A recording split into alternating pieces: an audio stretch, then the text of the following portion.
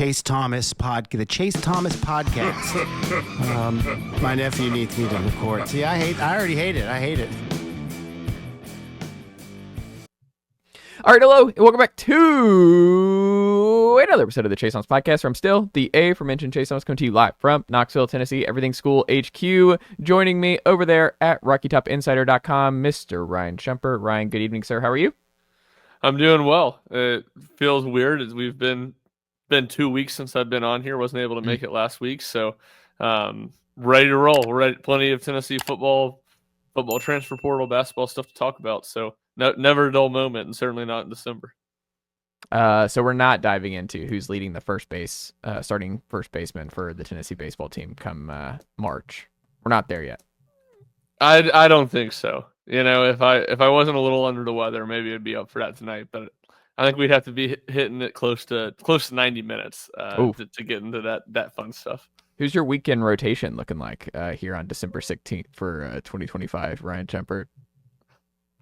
I feel like we talked about this at the end of the spring, but Liam Doyle on Friday night, and then I'll say Tegan Coons and Dylan Loy will be my two other ones as of right now. There you go. It's always good to check back in and circle back here. The folks love an update on things like this of who's going to be in the rotation, the starters. But I don't know. I'm excited, especially Andrew Fisher. Like I had Hunter Inslee and Charlie Taylor on last week, but Hunter is he's all in on Andrew Fisher and Jay Abernathy. So Andrew Fisher, I think, is going to be must-see television, is my guess for the Vols, and it's going to be I think Andrew Fisher is going to have an entertaining season in Knoxville, is my guess.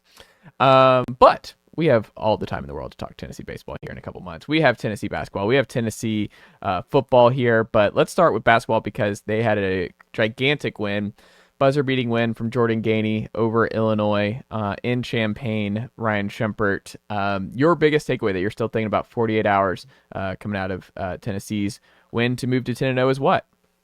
I think it's just how competent Tennessee looked with Zakai Zeigler on the bench for large portions of the game and really most of the second half. And not that it looked great offensively or super fluid offensively all the time, but it was just solid enough. And Tennessee remains so good on defense that solid enough on offense will keep you in a lot of games. Now, it might not win you every game, but that's kind of how, to me, that game felt. It just felt like Tennessee just kind of kept hanging around, and they were going to try to steal it late.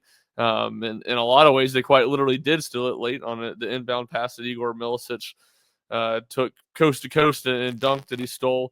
And then obviously, like you said, Jordan Gainey with the heroics at the buzzer when the game was tied. So I think all those questions are just minimalized now, or it's not a problem. This team can play without Zakai. They can play 12 minutes a game without Zakai if they need to.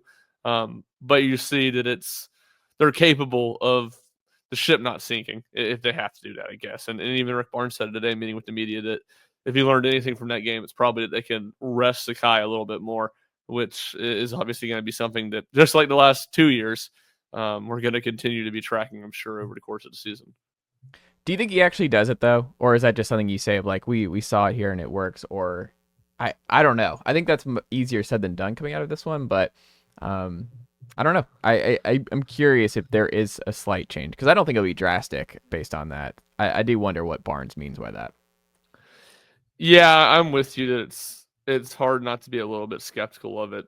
I think my natural instinct is to be like, well, the comfortable games the comfortable SEC games where you win by 10 to 15, maybe it's a few minutes left or a few minutes less.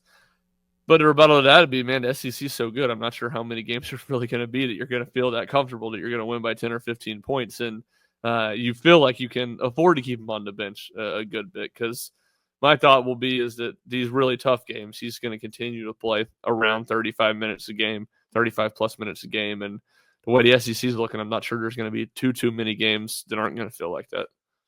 Yeah.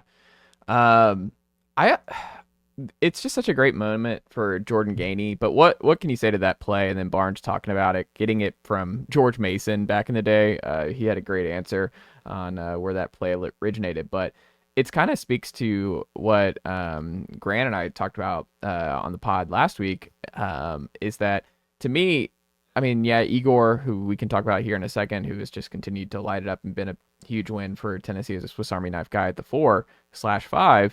But the combination of Jordan, Zakai, and Chaz in that backcourt rotation, it's just seamless. Like, they all do different things well, and they needed Jordan Gainey to be a good combo guard that can play off either Chaz and or Zakai this season, and he's doing that. And he's doing that in a lot of different ways, and you can tell he put in the work this offseason, and the game has just slowed down tremendously for Jordan. Like, it's just, he is very cool, calm, collected, and was totally fine being the key guy when Tennessee needed him most to drive down and hit the game winner, because it's kind of wild, like night and day from him a year ago to now. But it's all credit to Jordan and the development that he's made from year 1 to year 2 at Tennessee. But I just think the combination of those three is the biggest reason that Tennessee is just 10-0 right now. Yeah, the play you mentioned, Morgan Wooten at DeMatha High School. If you watch the Survive in Advance 30 for 30, he coached a couple of those guys on that NC State team. That's when I think I first heard about him. But for sure, and I think it just goes back to the point of Tennessee doesn't have a ton of depth on this team. And look, some guys did show up in Bishop Boswell and Darlington Dubar who came through for Tennessee in the second half. But I would still tend to say that Tennessee doesn't have a ton of depth on this team, but they have 7 really, really good guys. And you talk about what Jordan Gainey and Cade Phillips can bring Tennessee off the bench, and it just feels like as well as Tennessee's done in transfer portal this year to build off of last year, you continue to see development just be a really, really big part of this program. And Jordan Gainey and Cade Phillips are both drastically improved over what they were last year. And we talked about it in the offseason and probably even immediately after the season that it's like, all right, you want to see Jordan Gainey build off of what was a pretty good March for him. He played a lot better down the stretch of the season after he struggled in a lot of SEC play. And it's just like, what does that look like in year 2? It was kind of be a little more comfortable handling the ball, understand the speed and the size of this level a little bit more, and then just have his shooting rebound to where it was his 2 years at USC Upstate after a pretty bad 3-point shooting season last year. And I think it's all been as good as you could have potentially hoped for if you're Tennessee. I'll go back. I mean, as good as he was offensively and hitting shots in that second half, which he was really good, I think it was just impressive. He played point guard for 15 minutes. He didn't turn the ball over in the second half. I think that stuff has been just massive. And then the shooting numbers have bounced back, is I think most people expected to. I know Evan Miyakawa had it.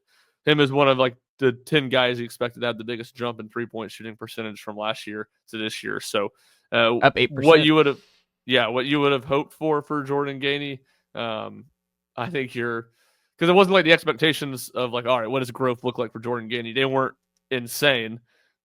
They were realistic and plausible, and I think you've gotten exactly what you would hope kind of best case scenario would be. No, I 100% agree. And you look at just what this means for Tennessee. Tennessee's going to be, barring an upset to either Western Carolina, Middle Tennessee State, and who's their other? Is it Norfolk State? Norfolk State.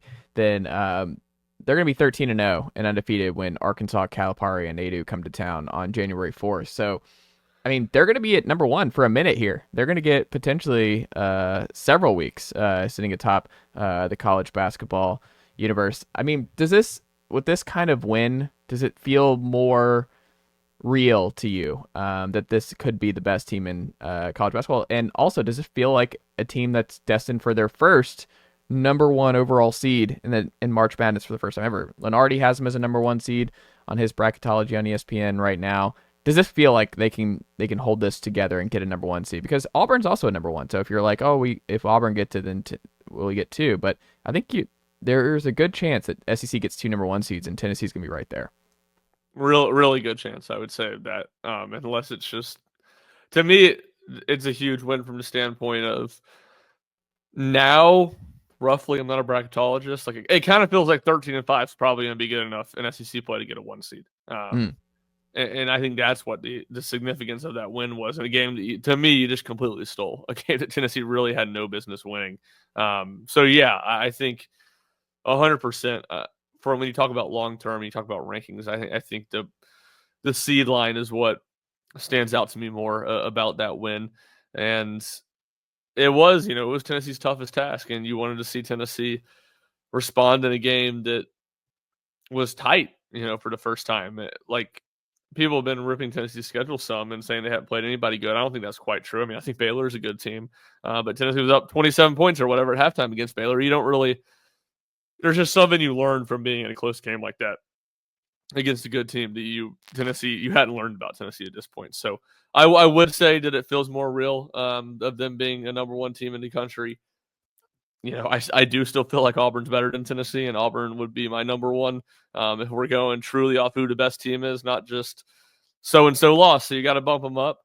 But Tennessee, I don't feel like is far behind, and you see that echoed by really all the metrics and all the analytical sites where Tennessee's top 2, top 3 in the country, and right at the top of the SEC. And the reality is the SEC is so good, and the top of the SEC is so good. 5 of the top 7 in the AP poll this week. That if you're right in the top of the SEC, you're as good as anybody in the country.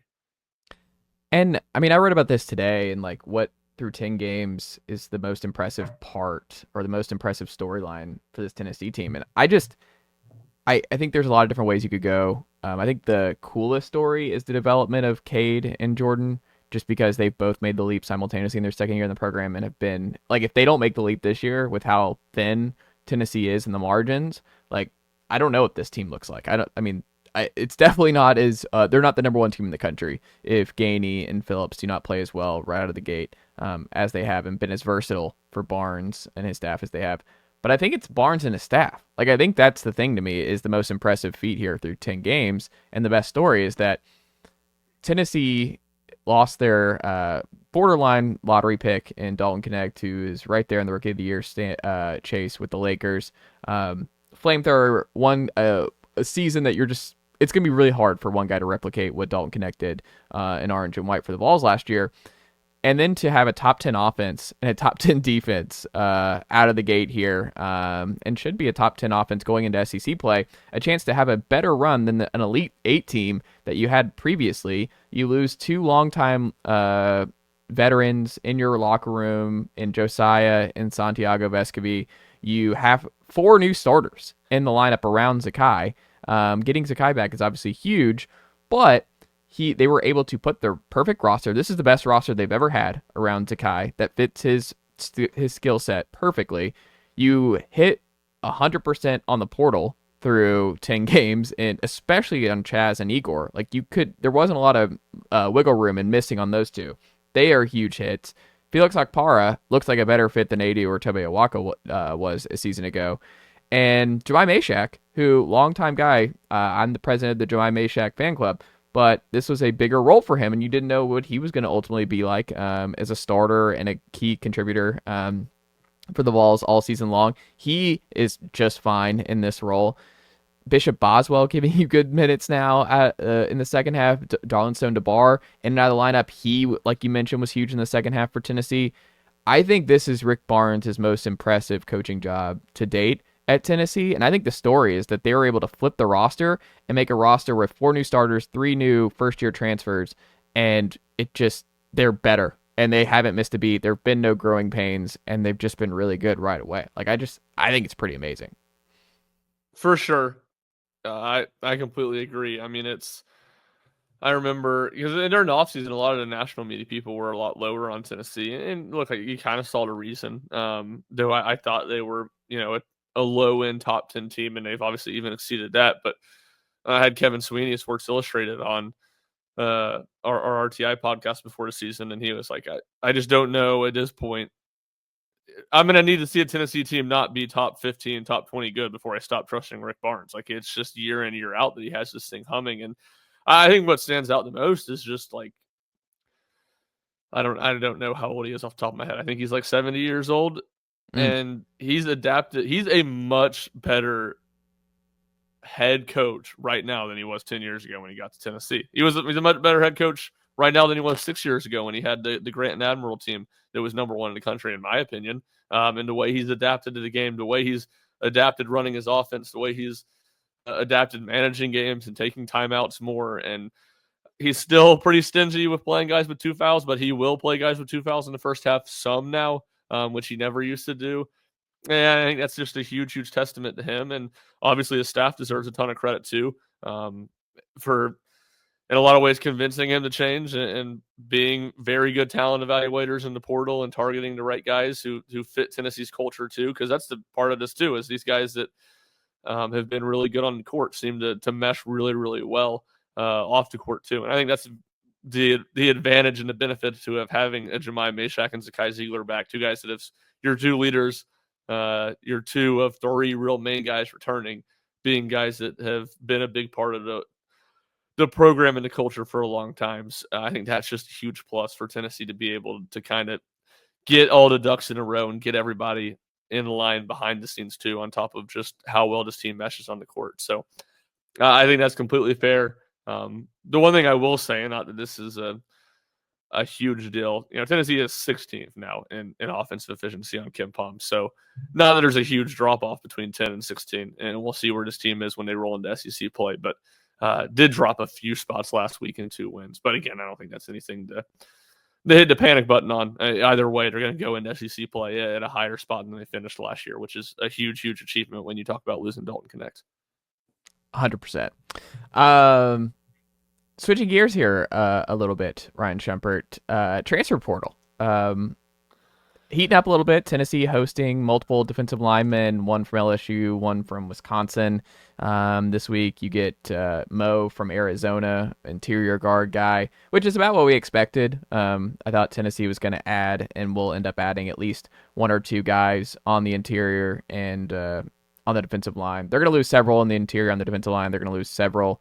We'll see what happens with Andre Carrick's case, and if he wins his appeal and gets a red shirt for one of those earlier years, and he can come back at left guard. But the one thing that I'm continuing to monitor, and I wonder, because this one popped up now, Michael Hudson, who we talked about 2 weeks ago, he's going to A&M. He's staying in the state of Texas from Texas Tech. The one that now pops up that's more interesting, that maybe is more potentially possible, from Miami, but he went to Oakland. Tennessee, obviously, a lot of Oakland kids in the pipeline here from Murfreesboro. He has been productive a lot. You were talking about this. You want more productive at your previous stop than just recruiting rankings.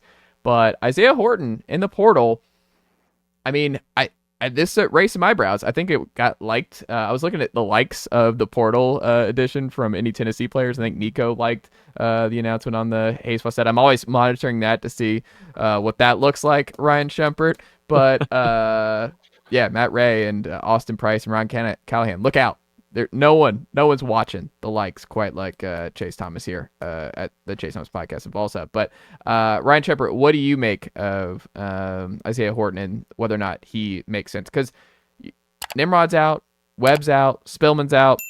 Am I forgetting another name? Well, obviously Brew and Dante are gone for this year.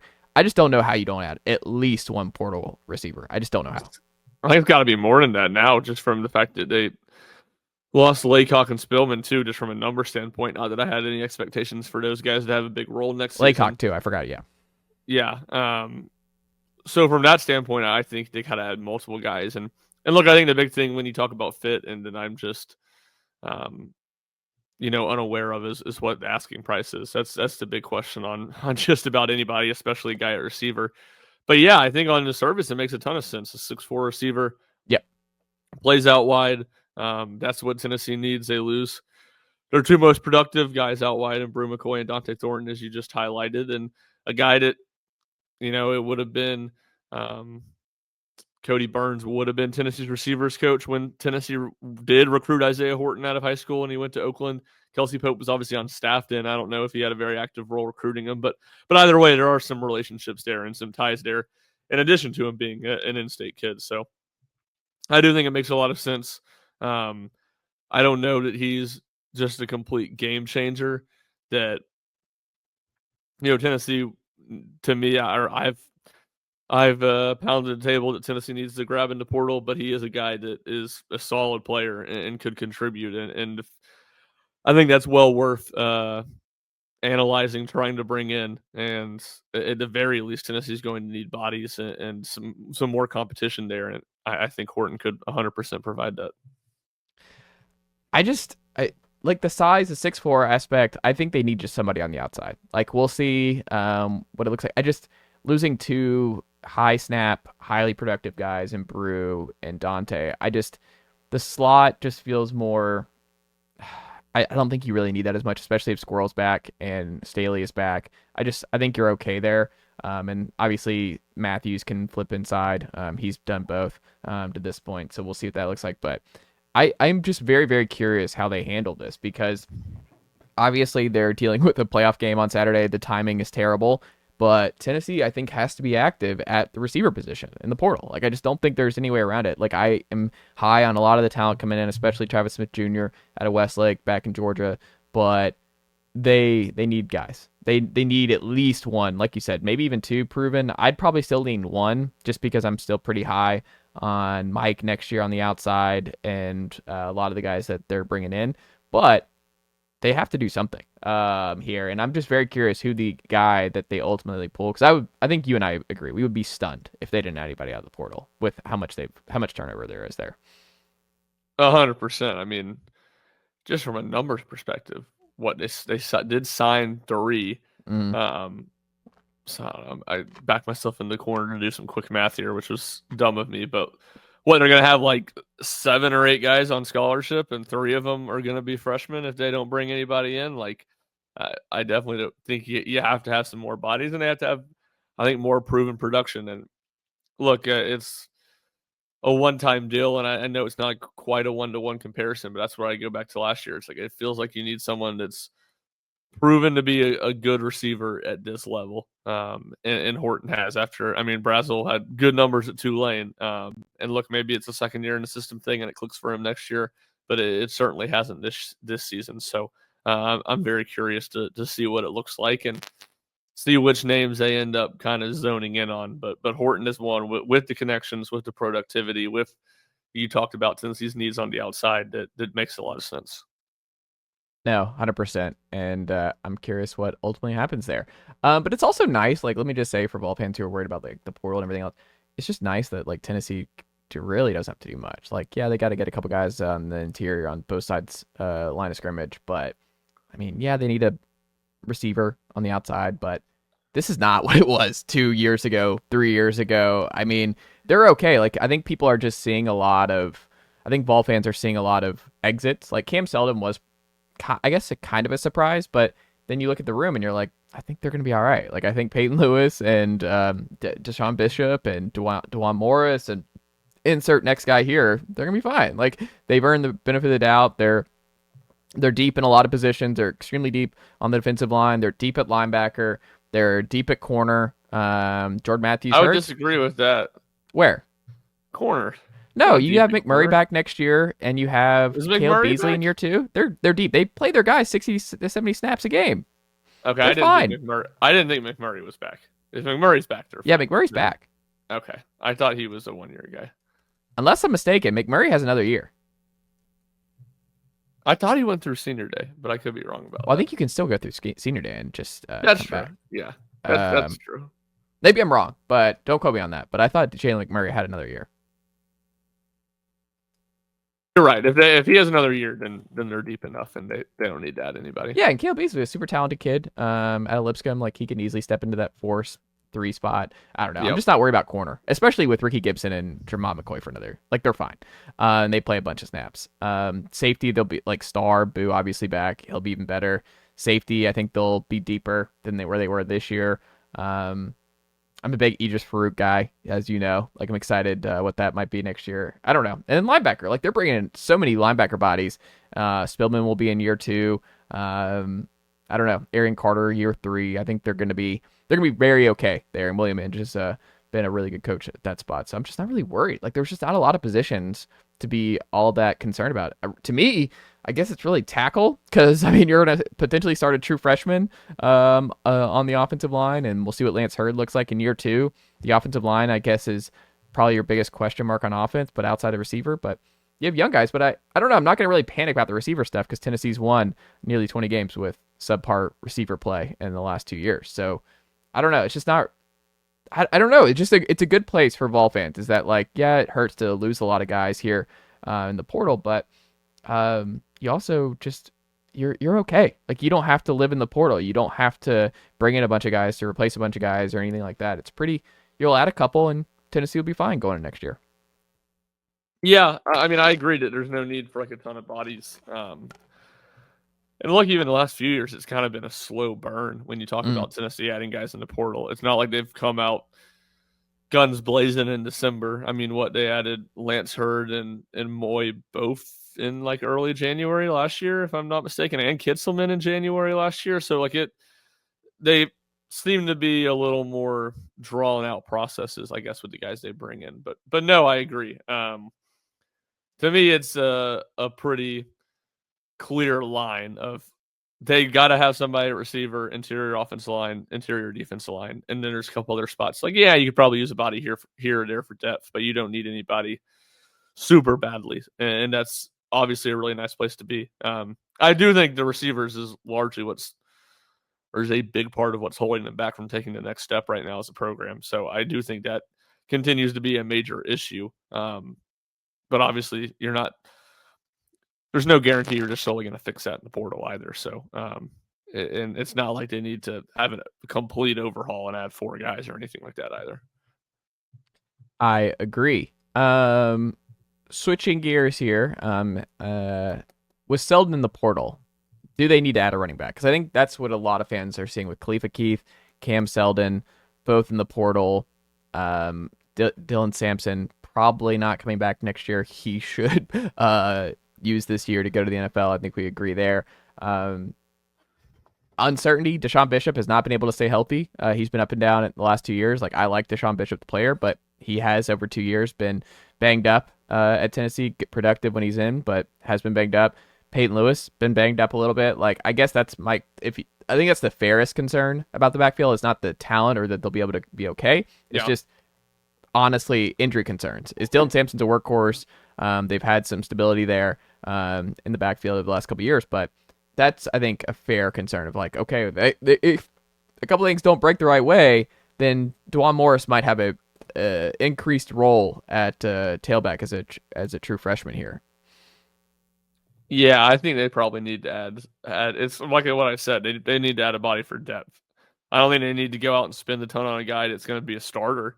But it does feel like they just need another body because you're one injury away from Morris as a true freshman having to play a really big role, and you're 2 injuries away from him being the guy in the backfield as a freshman. So I think that aspect is a little unnerving. But again, it's not like they need to go out and get some stud or some number one or some guy they had to pay a ton. And I think it's more about bringing in a body for depth, and maybe that's easier said than done. Maybe people won't want to come in when they're being sold on competing to be the second or third guy in a room, but it just does feel a little thin right now. I'm curious what they end up doing. Is there a name in the portal right now at running back that pops your attention or no? Not really. Nothing that's completely stood out, but maybe I'm missing something. Yeah, I'm curious what they end up doing. So what's your prediction? Do you think they add 2 receivers, 1 back? What do you think ultimately happens here? I think they add 2 receivers. No, I think they wait on back until after spring would be my guess. And then 2 receivers, 2 interior offensive linemen, 2 interior defensive linemen. Maybe a kind of versatile guy in the secondary like McMurray was last year. Because that was kind of the thing about McMurray is like can play safety, can play corner. I can see them potentially adding a swing guy there, or potentially adding a body at running back. But 2 in the interior defensive line, 2 interior offensive line, 2 receivers would be the 6 that I would circle right now. I feel pretty confident in. I'm gonna say it's only 1 receiver and 1 running back. I would be shocked if it's I don't know. I think the majority is going to be defensive line, offensive line, no linebackers, no corners. Maybe a star, like a backup, a vet behind Boo or something. Maybe you go there, like you're talking about the versatile guy who can play star or safety. Maybe you do that. Whoever. You have Jordan Thomas too. Like he's kind of. That's right, Jordan Thomas. Well, he might move to safety though. Like he might need to start at safety next year. Yeah, for sure. I think that's just a forgotten man when you talk about safety in general. Yeah. When you talk about losing Will Brooks, is that all right? Well, you do have another body there who was going. I guess Turrentine's back, right? Year. Turrentine's back. Charles is back. Jacoby Thomas is back. So it's really a crowded just Will room Brooks that they lose. Yeah, it is. But that's a good problem to have, and like Tennessee fans, it's a good problem to have. Is it's crowded with quality depth there, and I think they'll be better in a lot of spots. But I'm very curious ultimately what they do at receiver, and I'm very curious what they do at running back. I miss Tion Evans, Ryan Schumpert. We haven't had a transfer tailback since Tion. And Tion, who could forget that Mizzou game in 2021, sir? He was good, man. It was a very short-lived run, but he was a good player when he was out there. And people forget a Jeremy Pruitt recruit. Yeah. Not obviously he came in first year of Heupel, but not a guy that Heupel landed. I'll tell you who you are forgetting about. Can you think of who you're forgetting about? A Tennessee legend? In the Heupel era? Mm-hmm. At tailback. Transfer. Tailback. Yep. Who am I forgetting? Lynn J. Dixon. Okay, that is. If you don't play How could you snap, have forgotten about the 10 days of Lynn? It could have been a rom-com in Knoxville. 10 days of Lynn J. at the University of Tennessee. Goodness gracious. Yeah, Lynn J. Dixon, I don't even know where he is now. Well, he's got to be out of eligibility Yeah, that's true. now. He was That what, was his Clemson, last West year of Virginia. eligibility. Clemson, West Virginia. Well, people forget about the Lynn J. stories. He was a Tennessee commit originally and then flipped from Tennessee to Clemson. I think when Butch Jones was there. Like Butch's last year, maybe. So that shows you how long he was sticking around before his second cup of coffee in Knoxville. Man. Lynn J. Dixon. That's a name I've not heard in a long time. Final thing here, Ryan Schumpert, because we will not talk again on this very program before the game in Columbus on Saturday night. It's going to be cold. It's a Rocky Top takeover. There's going to be a lot of Tennessee fans in the building, clearly, for this game. But now that you've had a couple weeks to think about it, where are you leaning right now for Tennessee's chances? And do you like the matchup more that you've had more time to think about it, or do you like it less for Tennessee?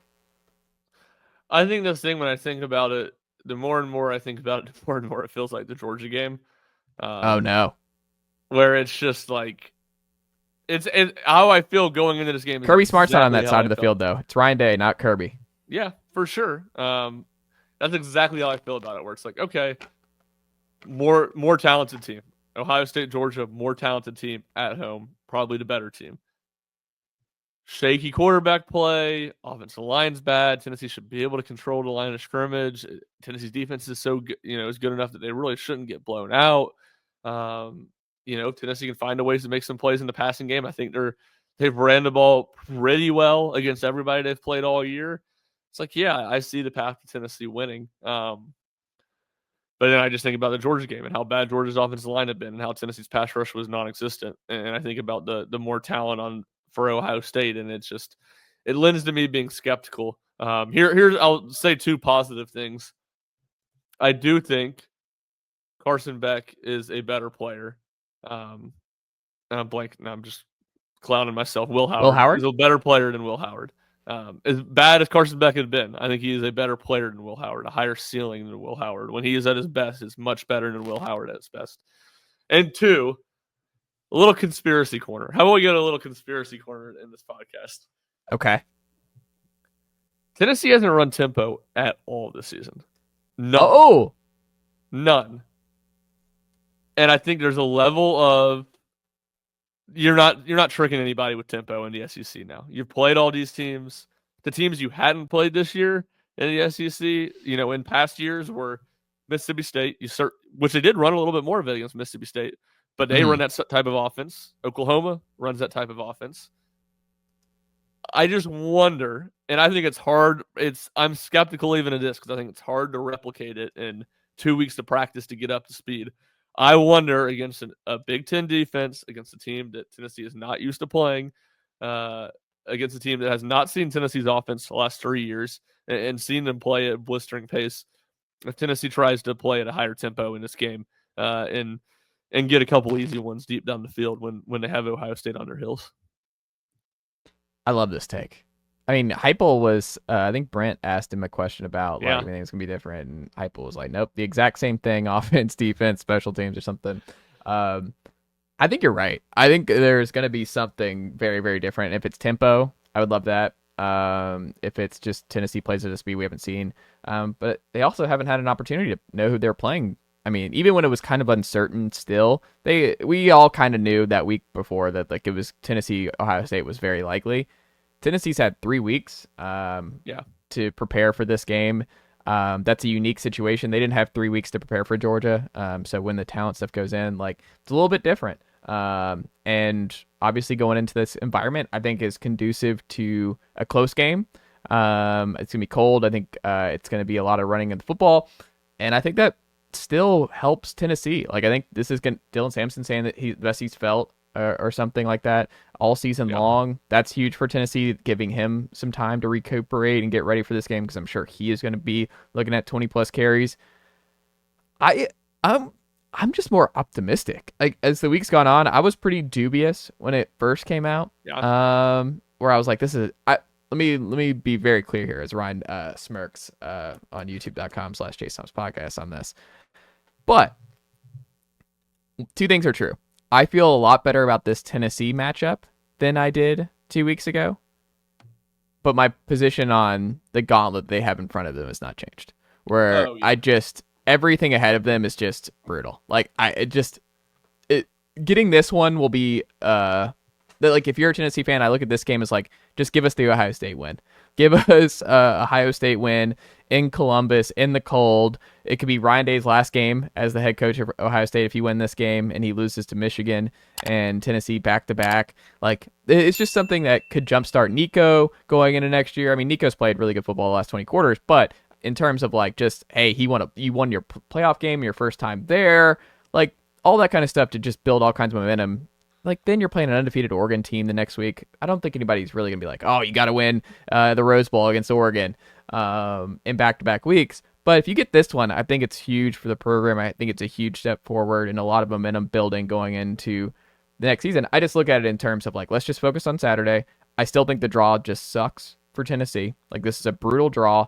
And if all the favorites win, Tennessee is looking at a Tennessee, Ohio State, Tennessee, Oregon, Tennessee, Texas, Tennessee, Georgia in 4 consecutive playoff games to win a national championship. And that's asking a lot. That would be an all-time run, a run that we would never see topped in Tennessee football ever again. But they can win this game, and that's the main thing. Is I think they can win this game on Saturday. I think the line is lower for this game than it was for Georgia, even a beaten up Georgia team in November, for a reason. I don't think Will Howard is going to be the type of quarterback who's going to handle this really well, especially Tennessee's front. I think Tennessee's defensive line will play a lot better in this game than they did against Georgia. Ohio State. Key. Huh? I said that's the key right there. You got to win. You got to win this game on a. You say that's the key. I still think the key. Dante Thornton is just the key for me. Like, if there's no big plays through the air, I don't think Tennessee wins this game. Like, if Dante Thornton doesn't have a pass rush before, they don't win this game. They got to get both. They got. Yeah. You're right. They have to do both those things. If it's the third quarter and Dante Thornton has 1 catch for like 6 yards, I don't think Tennessee is in good shape. Like, I'm gonna say that's fair. That's fair. And he's mostly, like, I don't know, what is he mostly a first half guy or second half guy? Because obviously he went off in the first half against Vanderbilt. I don't know what his splits are, numbers wise. What would you guess? It would be mostly first half, because he had that's what I thought. Against Oklahoma in the first half, catch against Mississippi State in the first half. The Alabama catch was in the second half. Yeah. So it's not. I don't know how skewed it is, but there's definitely been more big ones in the first half than the second. I think that's the thing, is if Dante Thornton has like a 65-yard crosser to the house, I think Tennessee's in good shape. Tennessee has no receivers who have caught a 20-yard or more pass, and we're in late in the third quarter. I just don't think Tennessee's going to win that game. Because I think Ohio State's going to get theirs. The Ohio State receivers are going to get open sometimes. Like, I love Dramad, Ricky, and company. Like, they're going to be good. But I still don't think it's reasonable to expect that this Tennessee defense is going to be able to keep Ohio State under 20-ish points and no explosive plays or chunk plays. So I don't know. I think this is going to be a close game no matter what on Saturday. I'm excited for it, but do you have an official prediction, or are you going to wait until the end of the week, Ryan Schumpert? I'm going to wait until the end of the week. I mean, it'll be something like Ohio State winning by a field goal to a touchdown. I think I'll probably have Tennessee covering. That's what I hate about the lines, is I always feel so cowardly picking it on the line, so it will not be a touchdown. It'll probably be like 3 or 4 points at Ohio State. I think Tennessee's going to win. All right. I mean, I don't think that's crazy. I don't think that's like some unheard of take or anything. It wouldn't surprise me if Tennessee wins. I'm just leaning with the more talented team at home is kind of my theory on it. What's the press box situation? Are y'all going to be bundled up? Like, is it going to be in the elements at all, or are you exposed to the elements or no? My understanding is we're inside. Are you doing a video after the game with Rick down at the field? Because are you going to be like, nah, we're not going out, or we're not doing any field work in 12-degree temperature? Well, if we're allowed to be down there, I'll be down there. I do know some of the stuff's like a little bit different because technically this is an NCAA game, like an NCAA tournament type game. So, like I know TV people cannot shoot the game. I would think after the game we'd still all be good to be down there doing stand-ups and stuff. So, I'd imagine so. I remember one game a couple of years ago. I think it was 22. Maybe did they play South Alabama late in the 22 season? Who did they play? Who was their bye game late in 22? 21, I think, was South Alabama. I can't remember who it was, and maybe it was 21, but I was just not dressed for the elements at all, and it was like 30 degrees. And I think one of my brother's friends texted him. He goes, "I'm not sure I've ever seen anyone look colder than Ryan is in this video they did in the stand-up on the field." So I did not handle the cold well. I was struggling in the cold. In Illinois, and here's actually a good story for you. I was on one of my best friends got married last week in Florida, so we were down in Florida, and we went down there a day or two early, all the groomsmen and stuff, and he is marrying into a big Ohio State family, and so his now brother-in-law was down there, and so it was Tuesday night we got down there, we were talking about the game, and he was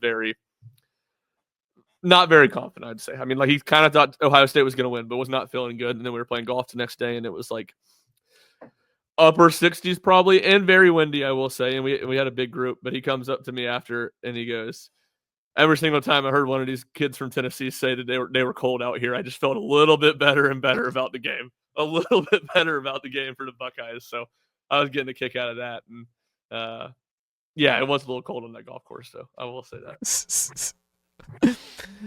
Ryan Schumpert, we're going to get folks check out from you and the team over at RockyTopInsider.com this week. Plenty of stuff getting you ready for Tennessee, Ohio State. We'll have Tennessee basketball coverage too tomorrow night against Western Carolina. There, that should not be much of anything. Western Carolina down there with UT Martin is the worst team Tennessee will play this season, so should be an easy win. And obviously everything focused on Ohio State. Look at Tennessee heading into the week. More looks at the Buckeyes, keys to the game, and everything you're going to need as the Vols head up to Columbus. I love it. Keep up the great work, my friend, and I will talk to you next week. Nicely done, nephew. The Chase Thomas Podcast. Hell yeah.